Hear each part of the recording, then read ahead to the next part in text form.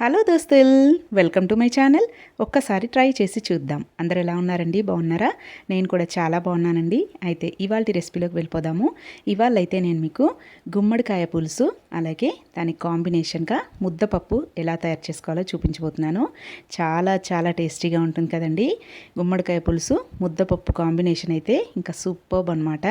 కడుపు నిండా తినేసేయచ్చు. కొంచెం పప్పు పులుసు నెయ్యి వేసుకుంటే ఇంకా అద్భుత అనమాట. అంత బాగుంటుంది. అయితే ముందుగా కావాల్సిన పదార్థాలు ఏంటి, తయారీ విధానం ఏంటో చూసేద్దాము.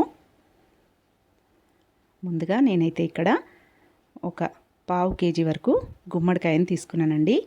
చూడండి, ఇంత ముక్క తీసుకున్నాను అనమాట. ఒక 200 గ్రామ్స్ వరకు ఉంటుంది. 200 to 250 గ్రామ్స్ వరకు ఉండొచ్చు. అలాగే ఒక 4 పచ్చిమిరపకాయలు, 2 రెమ్మల కరివేపాకు, అలాగే ఒక పెద్ద నిమ్మకాయ సైజ్ అంతా చింతపండు తీసుకోవాలి.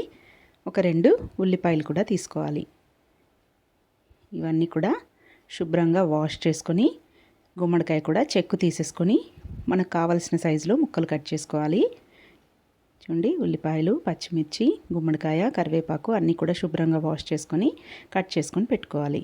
గుమ్మడికాయను మీకు నచ్చిన సైజులో కట్ చేసుకోవచ్చండి. త్వరగానే ఉడికిపోతుంది. పెద్ద పెద్ద ముక్కలు ఉన్నా కూడా తొందరగా ఉడికిపోతుంది అనమాట గుమ్మడికాయ అయితే. నేనైతే ఇలా క్యూబ్స్ లాగా కట్ చేసుకున్నాను.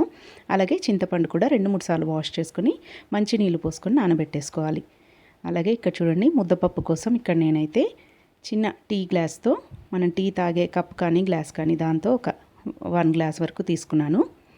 శుభ్రంగా 2-3 సార్లు వాష్ చేసుకొని అందులోకి 1 టీ స్పూన్ జీలకర్ర, అలాగే ఒక 8 వరకు వెల్లుల్లిపాయ రెబ్బలు వేసుకొని మెత్తగా దంచుకొని దాన్నంతా కూడా ఇలా పప్పులో వేసుకోవాలండి.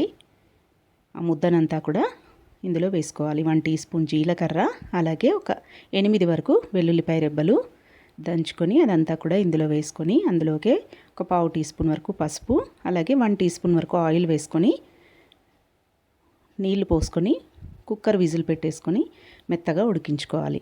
ఒక 3-4 విజిల్స్ వస్తే సరిపోతుందండి. మెత్తగా ఉడికిపోతుంది పప్పు అనేది. ఈలోపు చూడండి, పప్పు ఉడికేలోపు మనకి ఇక్కడ పులుసు కూడా తయారు చేసేసుకుందాము. స్టవ్ మీద ఒక కడాయి పెట్టేసుకొని అందులోకి 3 టేబుల్ స్పూన్ల వరకు ఆయిల్ యాడ్ చేసుకొని కొన్ని మెంతి గింజలు వేసుకోవాలండి.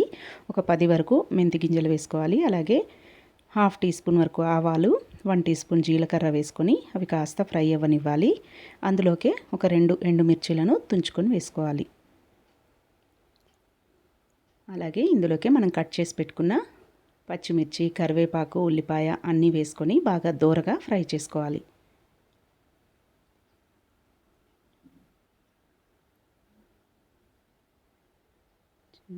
ఇలా అన్నీ వేసుకొని ఇవంతా కూడా దోరగా ఫ్రై అయ్యేంత వరకు, మరీ ఎక్కువగా ఫ్రై అవ్వాల్సిన అవసరం లేదండి.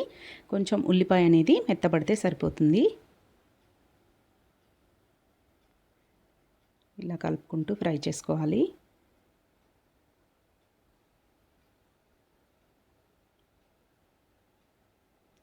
చాలా కమ్మగా ఉంటుందండి పులుసు అయితే. అసలు మనం అన్నం తిన్నాక కూడా ఒక గంటల పాటు మన చేతికి కమ్మటి వాసన వస్తుందన్నమాట. అంత బాగుంటుంది గుమ్మడికాయ పులుసు అయితే. ఖచ్చితంగా తినాలి. రాసగుమ్మడి ఒంటికి చాలా మంచిదండి.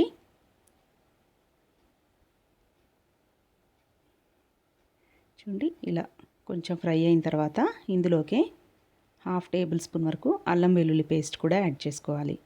అయితే ఇష్టం ఉన్న వాళ్ళు వేసుకోవచ్చు. కొంతమంది గుమ్మడికాయ పులుసులో అల్లం వెల్లుల్లి పేస్ట్ వేయరు, కానీ వేసుకుంటేనే బాగుంటుందండి. నేనైతే తప్పకుండా వేస్తాను.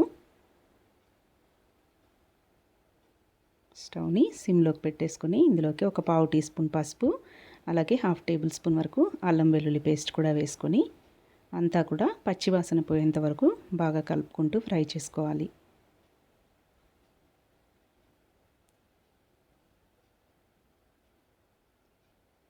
గుమ్మడికాయతో రకరకాల రెసిపీస్ చేసుకోవచ్చండి. అది స్వీట్ లాగా, హల్వా లాగా చేసుకోవచ్చు, పరవాన్నం చేసుకోవచ్చు.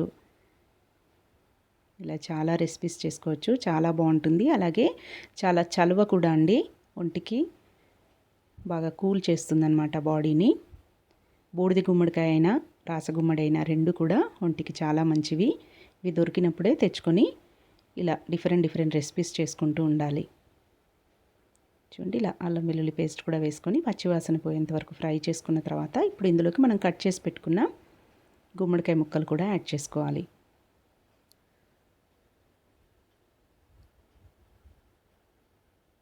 కూడా వేసుకొని ఒకసారి ఇదంతా కూడా బాగా కలిపేసుకోవాలి.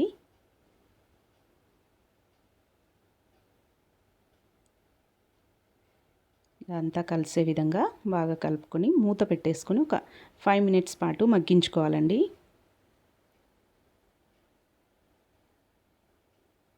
స్టవ్ని సిమ్లో పెట్టేసుకొని మూత పెట్టుకొని ఒక 5 మినిట్స్ మగ్గించుకోవాలి. 5 మినిట్స్ మగ్గిన తర్వాత మనము ఇందులోకి ఉప్పు కారం అన్నీ కూడా యాడ్ చేసుకోవాలి. చూడండి 5 మినిట్స్ తర్వాత మూత తీసుకొని మళ్ళీ ఒకసారి ఇదంతా కూడా బాగా కలుపుకొని ఇప్పుడు ఇందులోకి కారం యాడ్ చేసుకోవాలి. ఇక్కడ నేనైతే 1.5 టేబుల్ స్పూన్ వరకు కారం యాడ్ చేసుకున్నాను. అలాగే 1 టీ స్పూన్ వరకు ధనియాల పొడి, అలాగే కొంచెం జీలకర్ర మెంతుల పొడి, 1 టీ స్పూన్ వరకు జీలకర్ర మెంతుల పొడి కూడా వేసుకోవాలి. పులుసు కూరల్లో ఖచ్చితంగా జీలకర్ర మెంతుల పొడి వేసుకోవాలండి. అప్పుడే పులుసు అనేది కమ్మగా వస్తుందన్నమాట. టేస్ట్ అనేది చాలా బాగుంటుంది.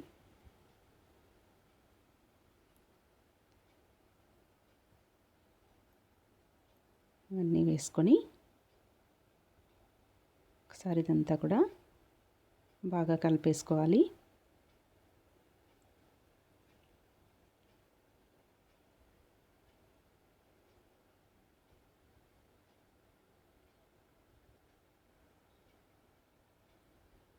ఇలా అంతా కలిసే విధంగా బాగా కలుపుకొని మళ్ళీ ఒకసారి మూత పెట్టి కారం అనేది కొంచెం మగ్గాలి కదా, పచ్చివాసన పోయే విధంగా కారాన్ని కూడా కొంచెం మగ్గించుకోవాలి.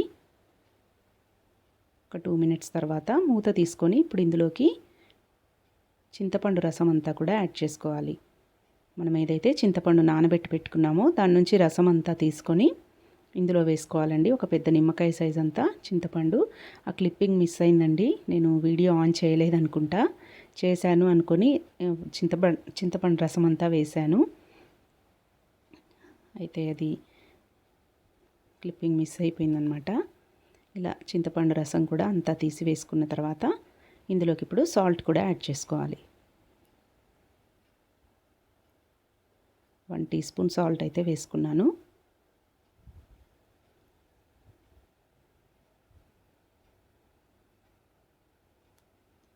చూడండి ఇదంతా కూడా ఒకసారి మళ్ళీ బాగా కలుపుకొని మూత పెట్టేసుకొని ఇంకా దీన్ని బాగా మరిగించుకోవాలండి. ఒక 10 మినిట్స్ పాటు దాన్ని బాగా మరగనివ్వాలి. ఈలోపు మనకు పప్పు అయితే మెత్తగా ఉడికిపోయిందండి. చూడండి ఒక 3 విజిల్స్కే పప్పు అనేది మెత్తగా ఉడికింది. ఇప్పుడు దీంట్లోకి సరిపడినంత ఉప్పును యాడ్ చేసుకోవాలి. 1 టీ స్పూన్ సాల్ట్ అయితే వేసుకొని ఇంకా దీన్నంతా కూడా బాగా ఇలా కలిపేసుకొని పక్కకు పెట్టేసుకోవాలి. అయితే మీకు ఇష్టం ఉంటే దీనికి పోపు కూడా పెట్టుకోవచ్చు, కానీ పోపు పెట్టకుంటేనే బాగుంటుందండి. మా ఇంట్లో అయితే అసలు పోపు పెట్టనివ్వరు. ఇలా పప్పునంతా కూడా ఉప్పు వేసి బాగా కలుపుకొని పక్కన పెట్టేసుకోవాలి. తర్వాత పులుసు చూడండి బాగా మరిగిపోయింది కదా. ఇప్పుడు ఇందులోకి ఒక 1 టీ స్పూన్ వరకు బెల్లం ముక్కను వేసుకోవాలండి. చిన్న బెల్లం ముక్క వేసుకుంటే సరిపోతుంది. గుమ్మడికాయ పులుసులో తప్పకుండా బెల్లం ముక్కను యాడ్ చేసుకోవాలి. వేస్తేనే టేస్ట్ అనేది బాగుంటుంది. అలాగే పులుపును కూడా బ్యాలెన్స్ చేస్తుందన్నమాట. మరీ ఎక్కువ పులుపు ఉన్నా కూడా బెల్లం ముక్క వేయడం వల్ల పులుపు అనేది బ్యాలెన్స్ అయిపోతుంది. ఇంకొక 2 మినిట్స్ మరిగిన తర్వాత మూత తీసుకొని చివరిగా కొత్తిమీరని చల్లుకున్నారంటే మనకు టేస్టీ గుమ్మడికాయ పులుసు అయితే రెడీ అయిపోయిందండి. ముక్క ఉడికిందో లేదో ఒకసారి చెక్ చేసుకోవాలి.